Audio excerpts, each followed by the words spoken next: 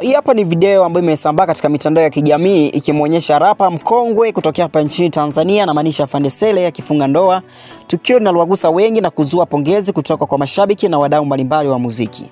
Itakumbukwa kuwa mapema mwaka huu Afande Sele alitangaza rasmi kumvisha pete mchumba wake wa muda mrefu, na ni hatua inayoashiria dhamira yake ya dhati kwenye mahusiano yao. Mashabiki wanaendelea kumtakia heri rapa huyo katika ukurasa wake mpya wa maisha. Na kuacha video hiyo hapo mwanzo mwisho, shuhudia. Mimi ni Mr. Chambu kutoka hapa Varado Online TV.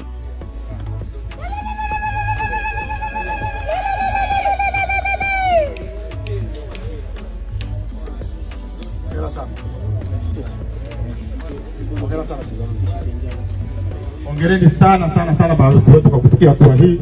Wapo wengi ambao wanaishi kama bwana na bibi lakini hawajafikia hatua kuweza kufunga ndoa kwa sababu hawajatimiza matakwa ya sheria.